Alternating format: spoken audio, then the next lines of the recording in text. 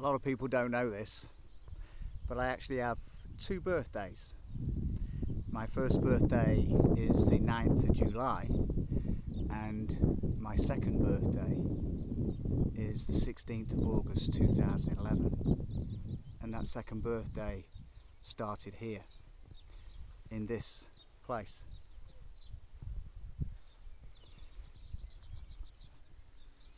Behind me is the house that I walked from on that day, and I took this walk that I'm walking now, and I had a photograph of my boy in one pocket. He just turned 18. Well, he was going to turn 18. He was 17. He just passed his driving test, and I thought that he didn't need me anymore. And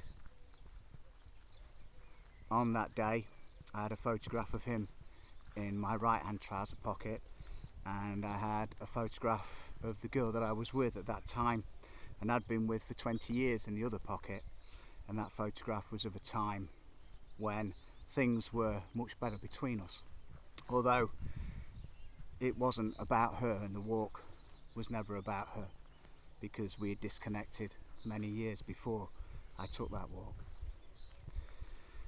And walking down where I'm walking now, taking this walk in 2011, all those years ago, I had a cord that I'd got from a dressing gown, a really thick cord, and the night before I decided to take this walk, that it would be the last walk that I would ever take.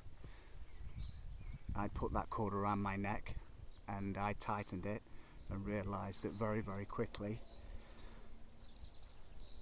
I could end myself. And then today, well, on that day in 2011, that's exactly what I decided to do. And I took this walk, and it's funny because on that walk, which was going to be the last walk that I ever taken, the things that went through my head were kind of strange. You know, you think, what does a person think when they're taking or they're in the last hour of their lives and they're taking that walk, knowing that they're never going to walk again, they're never going to see again, they're never going to feel again, hear, smell, touch, scent, know, be. And for me, I'd thought about somebody finding me with crap all over myself, because I knew that when you died your bowels gave way, and I didn't want anybody to find me like that. So I'd starved myself for a couple of days. I wanted to make sure that I was empty, that no one would find me in that way. One, because I wanted to keep a bit of dignity, and two, because I didn't want somebody else to find me and have that memory. And of course I didn't know who was going to find me on that day all those years ago. And I came down here to this beautiful lake that I dug out, and I decided that this was where I was going to end my life. And while I was walking in the way I'm walking now, the same path that I'm walking now, I was thinking about the grandchildren I might not bounce up and down on my knee. I was thinking about the man that Connor would turn out to be. And I had already written the hardest letter of my life, and the tears rolled down my cheeks and hit the backs of my hand on the keyboard while I was typing that letter, which was mostly to my son, telling him how much I loved him, how great he was. And I was saying goodbye to people as well, guys that I was coaching at that time, my parents, my friends. It was the hardest letter that I've ever written. And I took that walk the way I'm walking now. I thought, funnily enough, of films that I wouldn't see, books that I wouldn't read. And it was a beautiful day, just like today. The sun was shining until I got here to this beautiful big oak tree behind me. And that was the place that I decided to die. My dog, Samson, my beautiful northern Inuit, was buried right there, and I decided that that's where I was going to die too. I was going to die right there with him. And I pulled a bench up under this tree, and on the bough behind me, which was much bigger then, I tied a noose, and pulled the bench up. I took 2 sleeves of sleeping tablets and drank them down. That was one of the hardest things that I'd ever done, because in that moment that I took them, I'd always taken care of myself. I've always been very fit, you know.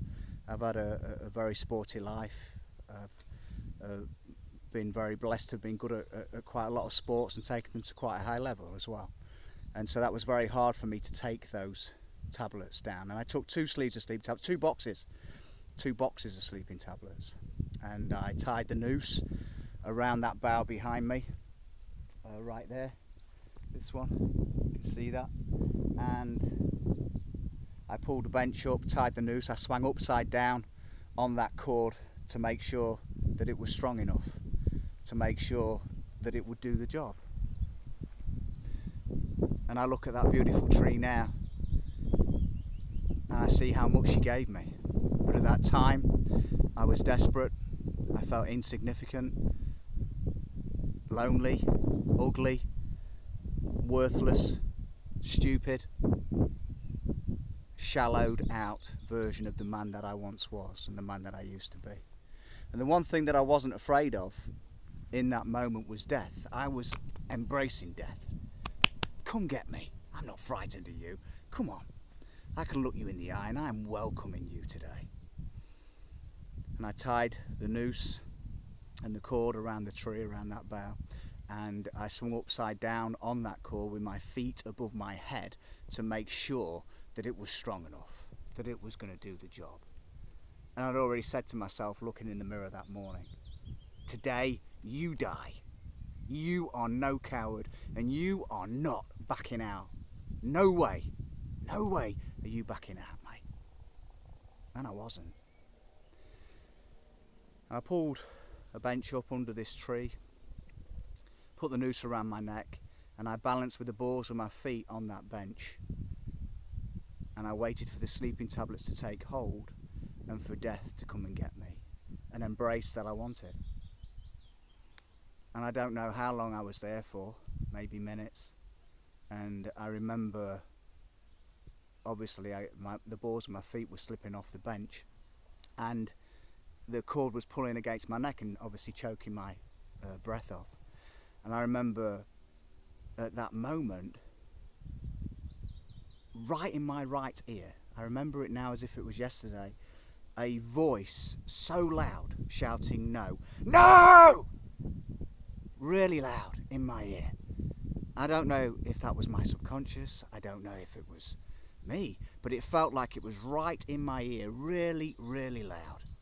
And it jolted me awake. And in that moment that I came to, I started scrabbling at the cord around my neck, choking. And then I realised in that second where I was, what was happening, and that this is what I wanted. And so I relaxed. I let my feet slip off the bench and I swung from the tree by my neck and I waited for death to come get me. I held my arms out with no fear. Come get me. I'm ready for you.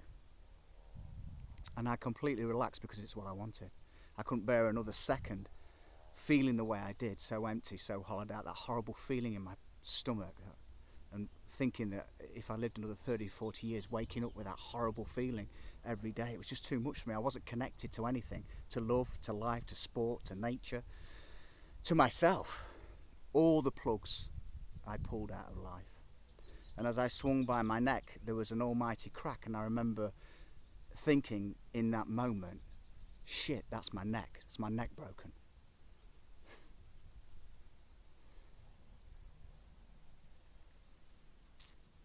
And it was a tough thing to do.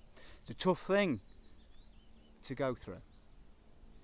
And I thought that I'd done with it, and yet here I am talking to you, the world, and there's still some residual there because of the man that I'd become at that time. And I didn't have the strength to turn to anybody. I didn't have the strength to let somebody know how I was feeling. And the people that were closest to me that I did let know told me the worst thing you could do. They told me to pull myself together and snap out of it. And when I needed them most, after this day, they abandoned me. And that's something I had to get through. And it wasn't my neck that had broken, it was the cord. Even though I'd swung upside down with my feet above my head, it was the cord that had broken. And I hit the deck, and I remember rolling up and looking at the cord swinging in that tree. And